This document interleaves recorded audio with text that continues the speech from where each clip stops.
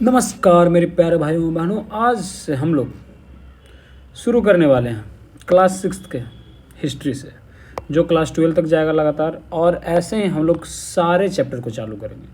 ठीक है, सारा सब्जेक्ट एक एक चैप्टर करके पूरा ख़त्म हो जाएगा और हम लोग इसी तरह से पूरा ख़त्म करते जाएंगे। तो चलिए शुरू करते हैं। सबसे पहले क्लास सिक्स का बुक जिसका नाम है हमारे अतीत। ठीक है, आप लोग देख ही रहे होगे। पहले हम लोग अभी हिंदी में कंप्लीट कर लेते हैं, उसके बाद दोबारा हम लोग चालू करेंगे तो इंग्लिश में चालू करेंगे। ठीक है, तो धन्यवाद। चलिए शुरू करते हैं बिना कुछ आभार उभार देखे हुए। हम लोग डायरेक्ट चैप्टर से शुरू करते हैं। तो इसमें सबसे पहला चैप्टर हम लोग कब, कहाँ और कैसे, ये मुझे पता आप लोगों को पता होगा, लेकिन फिर भी हम लोग यहाँ से पढ़ते हैं। क्या, कब, कहाँ और कैसे, अखेट, खाद्य संग्रह, भोजन उत्पादन तक, आरंभिक नगर, क्या बताती है हमारी किताबें और खबरें, राज्य राजा, एक प्राचीन गणराज्य, नए प्रश्न नए विचार, अशोक एक अनोखा सम्राट जिसने युद्ध का त्याग किया, खुशहाल गांव की समृद्धि शहर, व्यापारी, राजा और तीर्थयात्री, नए साम्राज्य, राज्य, इमारतें, चित्र और किताबें। ठीक है, ये जो भी है सबसे हम लोग चालू करते हैं अभी। इस पुस्तक में जो भी है प्रत्येक अध्याय में तुम्हारा परिचय बालक और बालिका द्वारा कराया गया है। प्रत्येक अध्याय में कई विभागों में बांटा गया है। इन विभागों में पढ़ने के लिए आप बातचीत करने और समझने के बाद अगले अध्याय की शुरुआत करो। ठीक है, मतलब लगातार नहीं पढ़ना, लेकिन हम लोग इसी तरह से पढ़ेंगे।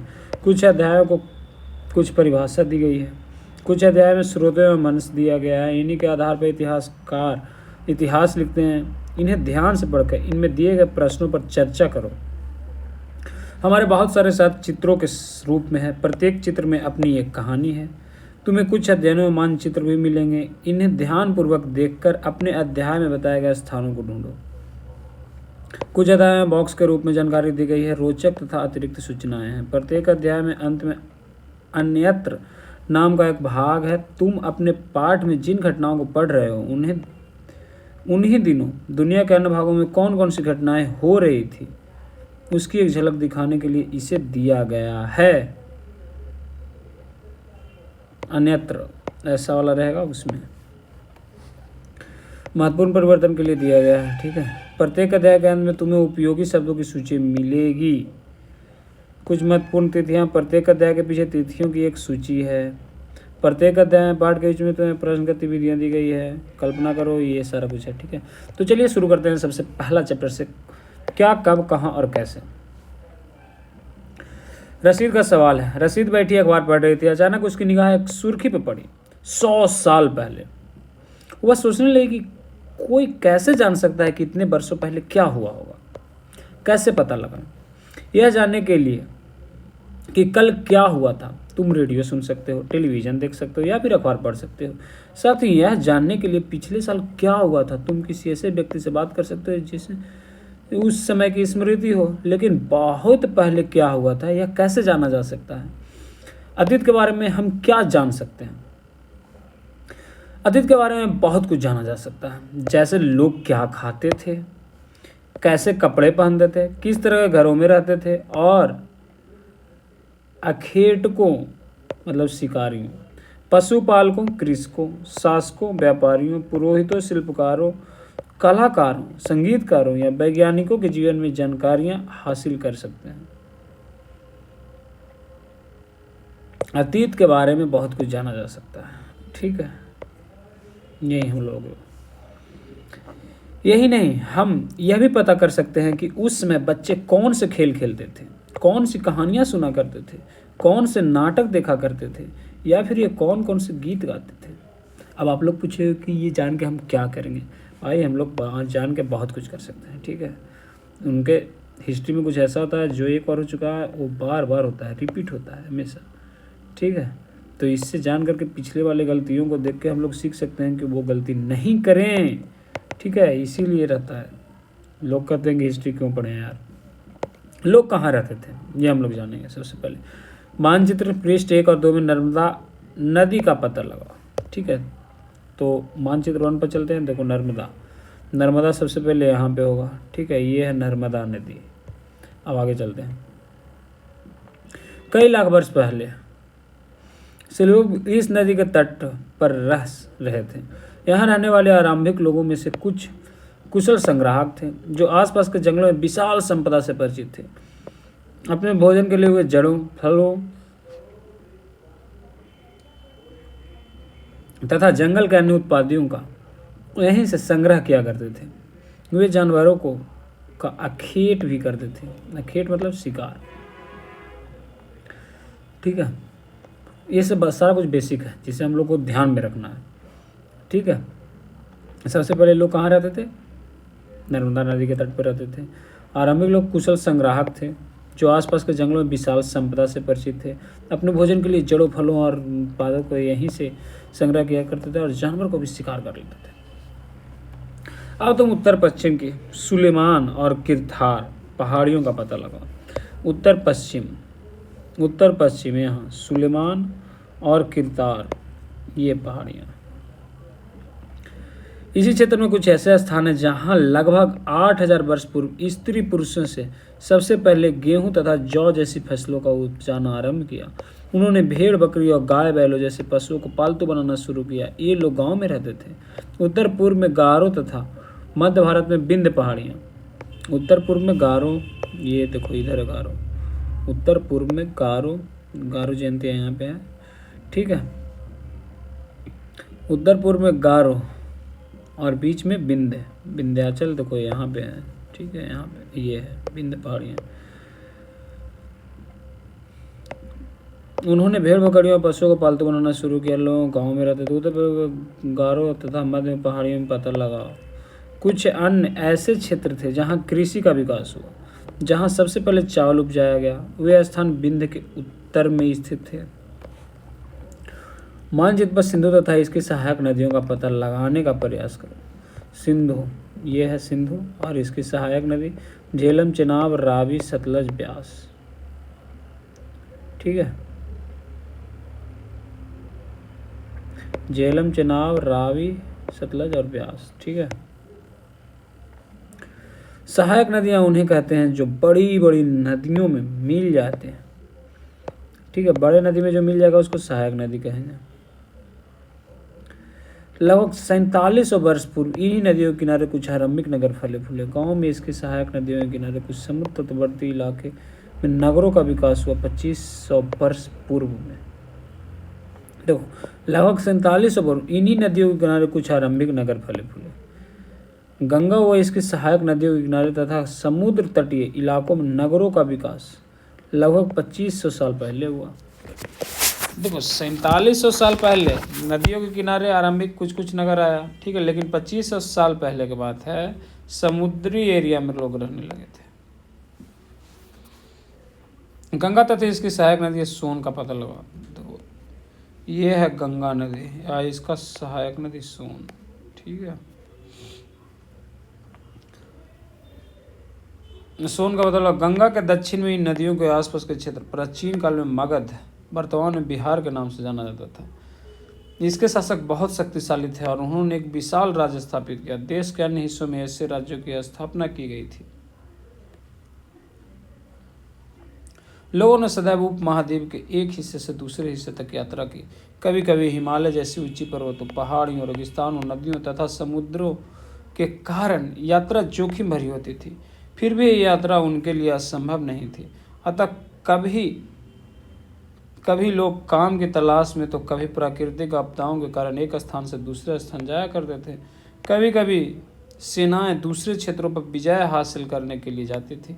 इसके अतिरिक्त व्यापारी कभी काफिले में तो कभी जहाज़ों में अपने साथ मूल्यवान वस्तुओं लेकर एक स्थान से दूसरे स्थान तक जाते रहते थे। धार्मिक गुरु लोगों को शिक्षा और सलाह दिया करते थे। एक गांव से दूसरे गांव तक, एक कस्बे से दूसरे कस्बे तक जाया करते थे। कुछ लोग नए और रोचक स्थानों को खोज की चाह में उत्सुकता बस भी यात्रा किया करते थे। इन सभी यात्रियों से लोगों को एक दूसरे के विचार को जानने का अवसर मिला। कैसे मिला बबुआ, बताओ हमको। ठीक है, पहले के लोग बहुत घुमक्कड़ होता था। कभी यहाँ घूम जाता था तो कहीं वहाँ घूम जाता था। कोई एक जगह से दूसरा जगह भाषण देने जाता था, मतलब कि धार्मिक। कोई एक जगह से दूसरा अपन मन से घूमेला निकल जाता था। बाबू समझ रहे हो। कोई आदमी ऐसा था जो एक चीज़ के दूसरा चीज़ बेचे जाता था, अपन एक पास सामान है दूसरा जगह चल गया सामान बेचे। ये सब आप लोग समझ रहे हो। चलिए अब हम लोग आगे पार करते हैं। बताओ आज लोग यात्राएं क्यों करते हैं? यही कारण है। एक बार फिर मानचित्र वन कर देखो, पहाड़ियाँ, पर्वतों, समुद्र और विश्व प्रकृति सीमा का निर्माण करते हैं। हालांकि लोगों के लिए इन सीमाओं को पार करना आसान नहीं था। जिन्होंने ऐसा चाहा वो ऐसा कर सके। वे पर्वतों की ऊंचाइयों को छू सकते तथा गहरे समुद्रों को पार कर सकें। उप महाद्वीपों के बाहर से भी कुछ लोग यहाँ आए और यहीं बस गए। लोगों के इस आवागमन ने हमारी सांस्कृतिक परंपराओं को समृद्ध किया। कई सौ वर्षों से लोग पत्थर को तराशते, संगीत रचते और यहाँ तक कि भोजन बनाने के नए तरीकों के बारे में एक दूसरे के विचार को अपनाते रहे। अपने देश के लिए हम प्रायः इंडिया तथा भारत जैसे नामों का प्रयोग करते हैं। इंडिया शब्द इंडस से निकला है, जिसे संस्कृत में सिंधु कहा जाता है। अपने एटलस में ईरान और यूनान का पता लगाओ। देखो एटलस में ईरान और यूनान, ठीक है। देखो बाबूआ, अगर जो वर्ल्ड मैप रहता तो हम तुमको बता देते। ये मान लो अफ्रीका है, ये बाबूआ मिडिल ईस्ट है, ईरान यूनान यहाँ पे है, ठीक है। ऐसी मान लो इंडिया में अरे यार कहाँ गया है, हाँ, ईरान और यूनान का पता लगा। लगभग 2500 वर्ष पूर्व उत्तर पश्चिम की ओर से आने वाले ईरानी और यूनानियों ने सिंधु को हिंदोस अथवा इंडोस और इस नदी से पूर्व में स्थित भूमि प्रदेश को इंडिया कहा। कैसे नाम पड़ा पता चला। 2500 साल पहले ईरान और यूनान वाला लोग इधर वाला आदमी को क्या कहता था, हिंदोस, इंडोस, और उसी करते करते इंडिया बन गया। भारत नाम का प्रयोग उत्तर पश्चिम में रहने वाले लोगों के एक समूह के लिए किया जाता था। इस समूह का उल्लेख संस्कृत का आरंभिक लगभग 3500 वर्ष पुरानी है। कृति ऋग में भी लिखित मिलता है। बाद में इसका प्रयोग देश के लिए होने लगा।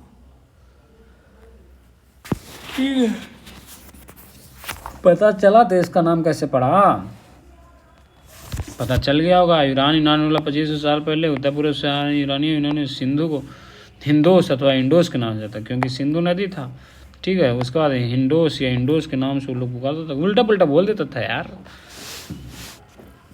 इंडिया का उत्तर में स्थित पूरब में स्थित भूमि प्रदेश को इंडिया कहा गया था, ठीक है। इंडोस से इंडिया बन गया, हिंदोस से हिंदुस्तान बन गया, मान लो। अतीत के बारे में कैसे जाने? अतीत की जानकारी हम कई तरह से प्राप्त कर सकते हैं। इसमें से एक तरीका अतीत में लिखी हुई पुस्तकों को ढूंढना और पढ़ना है। ये पुस्तकें हाथ से लिखी होने के कारण पांडुलिपि कही जाती है। अंग्रेजी में पांडुलिपि के लिए प्रयुक्त होने वाले मैन्युस्क्रिप्ट से लैटिन शब्द मेनु, जिसका अर्थ हाथ है, से निकलता है। ये पांडुलिपि प्रायः ताड़पत्रों अथवा हिमालय क्षेत्र में उगने वाली भूर्ज नामक पेड़ की छाल से विशेष तरीके से तैयार किया जाता था। समझ में आया? कौन पांडुलिपि किससे तैयार किया जाता था? भूर्ज नामक पेड़ की छाल से, ठीक है, और ताड़पत्रों।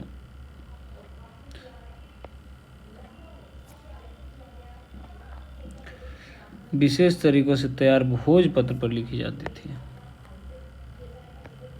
ठीक है। अब आगे चलते हैं। ये भैया ये एक पांडुलिपि है, ठीक है।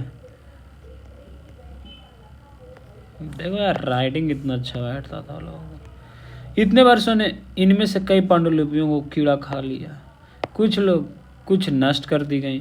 फिर भी ऐसी पांडुलिपियां आज भी उपलब्ध हैं। प्रायः ये पांडुलिपियां मंदिरों में, बिहारों में प्राप्त होती हैं। देखो मंदिर जहाँ पूजा करने जाते हैं, बिहार जहाँ लोग रहते हैं, ठीक है। इन पुस्तकों में धार्मिक मान्यताओं व व्यवहार, राजाओं के जीवन, औषधियों तथा विज्ञान आदि विषय प्रकार के विषयों की चर्चा मिलती है। इनके अतिरिक्त हमारे यहाँ महाकाव्य, कविताएं तथा नाटक भी हैं। इनमें से कई संस्कृत में लिखे हुए मिलते हैं, जबकि अन्य प्राकृत तमिल में है। प्राकृत भाषा का प्रयोग आम लोग करते थे। हम अभिलेखों का भी अध्ययन कर सकते हैं। ऐसे लेख पत्थर अथवा धातु जैसी अपेक्षाकृत कठोर सतहों पर उत्कीर्ण किए हुए मिलते हैं। कभी कभी शासक अथवा अन्य लोग अपने आदेश को एक तरह उत्कृष्ट करवाते थे ताकि लोग उन्हें देख सकें, पढ़ सकें और उनका पालन कर सकें। कुछ अन्य प्रकार के अभिलेख भी मिलते हैं जिनमें राजाओं तथा रानियां सहित अन्य स्त्री पुरुषों को भी अपने कार्यों के विवरण का उत्कीर्ण करवाते थे। उदाहरण के लिए प्राय शासक लड़ाइयों में अर्जित बीजियों का लेखा जोखा रखा करते थे। ठीक है, पत्थर और धातु पे काहे लगी होगा, ठीक है, प्रचार करवाना चाह रहे थे, वही यहाँ पे लिखा हुआ है। ठीक है, बहुत महारत हासिल कर लिया, विजय प्राप्त कर लिया। ठीक है, लिखवा के बता दिया, अरे तुम लोग देखो यहाँ राज कर लिया, बात सुनो। क्या तुम बता सकती हो कि कठोर सतह पर लेख लिखवाने के लिए क्या लाभ है? ऐसा करवाने के लिए क्या क्या कठिनाई है? बहुत बड़का कठिनाई होता होगा। छेनी हथौड़ी से दिन रात लगल रहो, लाभ ये होगा कि कभी नहीं मिटेगा, सालों साल तक चलेगा, भांगर सीमेंट। ठीक है, इस देखो ये फोटो के बारे में दिया गया है। लगभग 2250 पुराना यह अभिलेख वर्तमान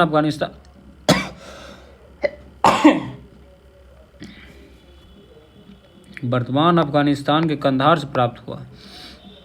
यह अभिलेख अशोक नामक शासक के आदर्श पर उत्कीर्ण करवाया गया था। इस शासक के विषय में तुम अध्याय 8 में पढ़ोगी। जब तुम कुछ लिखते हैं तब हम किसी लिपि का प्रयोग करें। लिपियां अक्षरों अथवा संकेतों से बनी हुई होती है। जब हम कुछ बोलते हैं तो पढ़ते हैं तब यह भाषा का प्रयोग करते हैं। यह अभिलेख इस क्षेत्र में प्रयुक्त होने वाली यूनानियों तथा अरामेइक नामक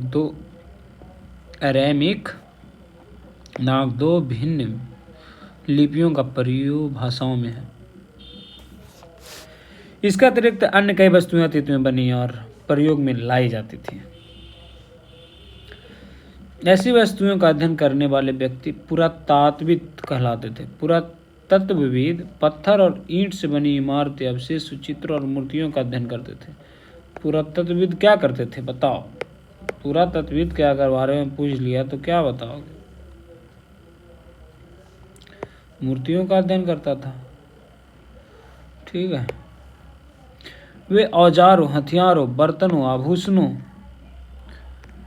तथा सिक्कों की प्राप्ति के लिए छानबीन तथा खुदाई भी करते थे। इनमें से कुछ वस्तुएं पत्थर, पक्की मिट्टी तथा कुछ धातु की बनी हुई हो सकते थे। ऐसा तक होने वाले होते थे। देखो ऊपर जो फोटो दिया गया है बाबू, एक प्राचीन नगर से प्राप्त है। इस तरह के पात्रों का प्रयोग 4700 पूर्व हुआ था। चांदी का एक सिक्का है, देखो इस तरह के सिक्कों का प्रयोग लगभग 2500 वर्ष पूर्व हुआ। दोनों 25, एगो 4700 साल पहले, एगो 2500। हाँ, आज प्रयोग में आने वाले सिक्कों कुछ ऐसे ही सिक्के कैसे भिन्न हैं। पुरातत्वविद जानवरों, चिड़ियों और मछलियों की हड्डियां भी ढूंढते हैं। इससे उन्हें यह जानने को मदद मिलती है कि अतीत में लोग क्या खाते थे। वनस्पतियों का अवशेष बहुत मुश्किल से बच पाते हैं। यदि अन्न के दाने अथवा लकड़ी के टुकड़े जल जाते हैं तो वे जले हुए रूप में बचे रहते हैं। क्या पुरातत्वविदों को बहुधा कपड़ों के अवशेष मिलते होंगे? कैसे मिलेगा यार, हमको तो लगता है कि सड़ जाता होगा। पांडुलिपि अभिलेखों तथा पुरातत्व के ज्ञात जानकारियों के लिए इतिहास का स्रोत शब्द का प्रयोग करते हैं। इतिहासकार उन्हें कहते हैं जो अतीत में अध्ययन करते हैं, स्रोत के प्राप्त होते हैं। अतीत के बारे में पढ़ना बहुत रोचक हो जाता है क्योंकि यह स्रोत का सहायता से हम धीरे धीरे अतीत के पुनर्निर्माण कर जाते हैं। अतः इतिहासकार तथा पुरातत्वविद जासूसों की तरह हैं जो इन सभी स्रोतों का प्रयोग सुराग के रूप में अतीत को जानने का प्रयास करते हैं। अतीत का एक या अनेक, पहले ही बता।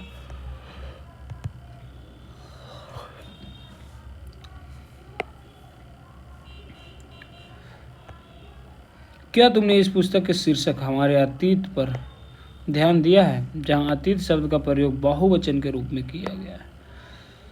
ऐसा इस तथ्य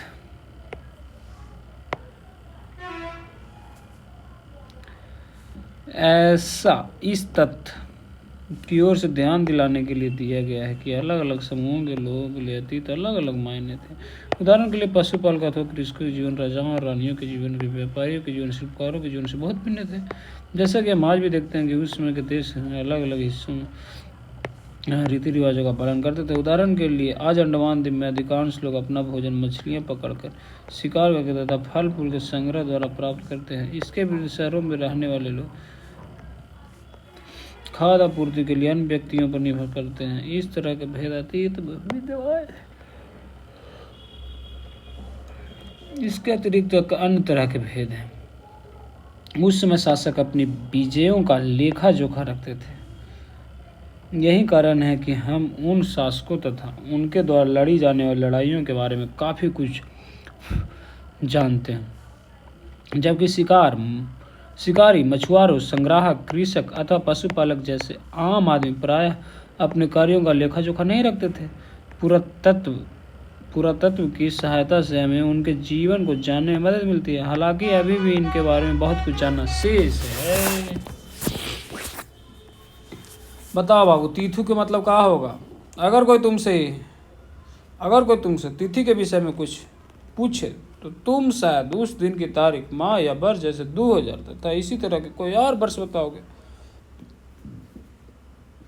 वर्ष की गणना ईसाई धर्म के प्रवर्तक ईसा मसीह के जन्म की तिथि से की जाती है। अतः 2000 वर्ष कहने का तात्पर्य ईसा मसीह के जन्म के 2000 वर्ष के बाद से ईसा मसीह के जन्म के पूर्व की सभी तिथियां ईसा पूर्व से पहले के रूप में जानी जाती है। इस पुस्तक में हम 2000 को अपना आरंभिक बिंदु मानते हुए वर्तमान से पूर्व की तिथियों का उल्लेख करेंगे। देखो यही सब जान लेना तुम लोग। ठीक है, लो भैया खत्म हो गया। अन्यत्र मतलब कुछ अलग चीज दिया गया है जो इसमें होता होगा।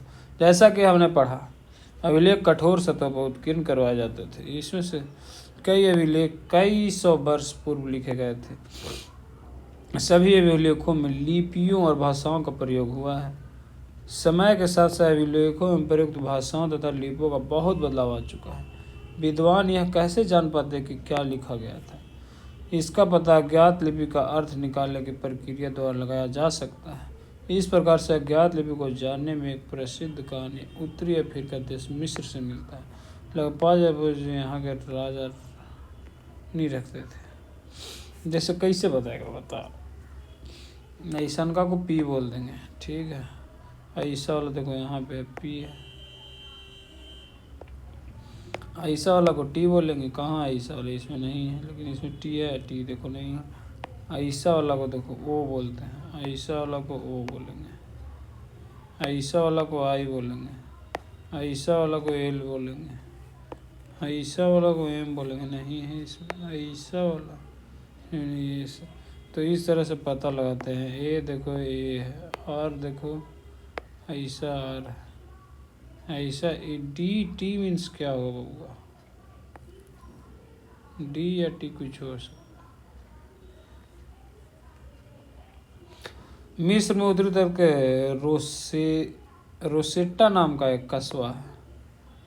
मिस्र के उत्तरी तट पर, मिस्र जैसे ऐसे है उसका मैप हो, कैसे एकदम बड़ी अच्छा है, ऐसे कुछ है, ठीक है। मिस्र के उत्तरी तट पर रोसेटा नाम का एक कस्बा है। यहाँ से एक ऐसा उत्कीर्ण पत्थर मिला है जिस पर एक ही लेख 3 भिन्न भिन्न भाषाओं की लिपि, यूनानी तथा मिस्री लिपि में 2 प्रकारों में है।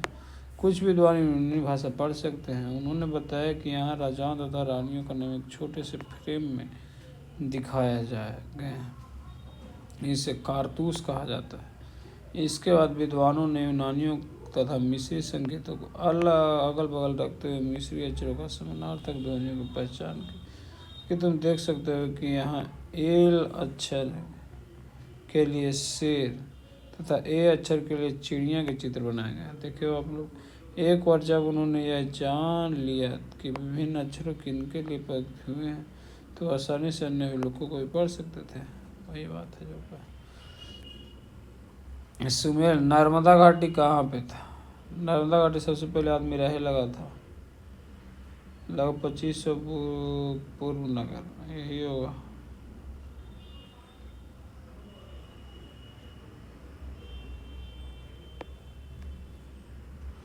मगध पहला बड़ा राज्य हो गया।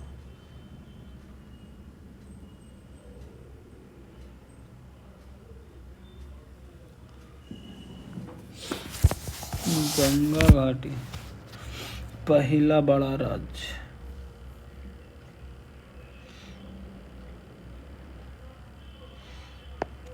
आरंभिक कृषि,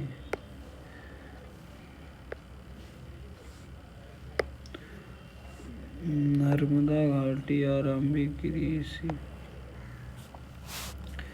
मगध पहला बड़ा राज्य।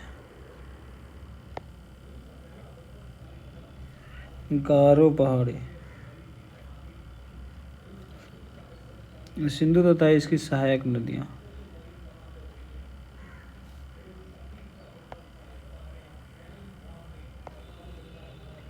गंगा घाटी,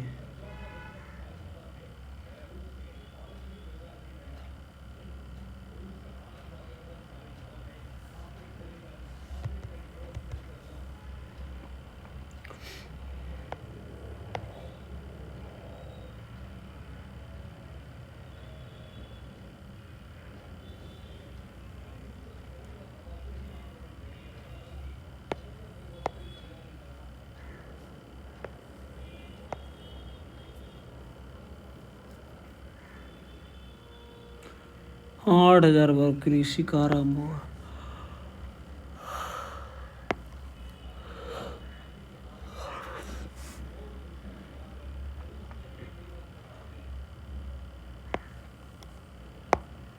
आंदोलन 2000 वर्ष। और चर्चा करते हैं भैया। रसीदा के प्रश्न को फिर से पढ़ो, जिसके क्या उत्तर हो सकते हैं। रसीदा के प्रश्न कहाँ आले बापा के मैया।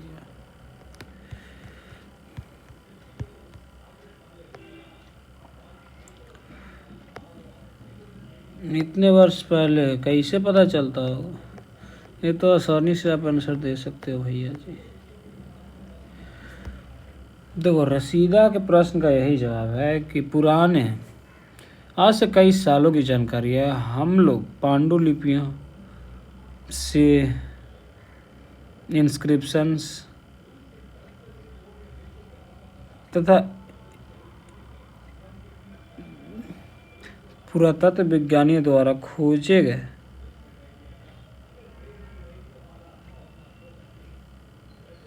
स्रोतों से पता लगा सकते हैं।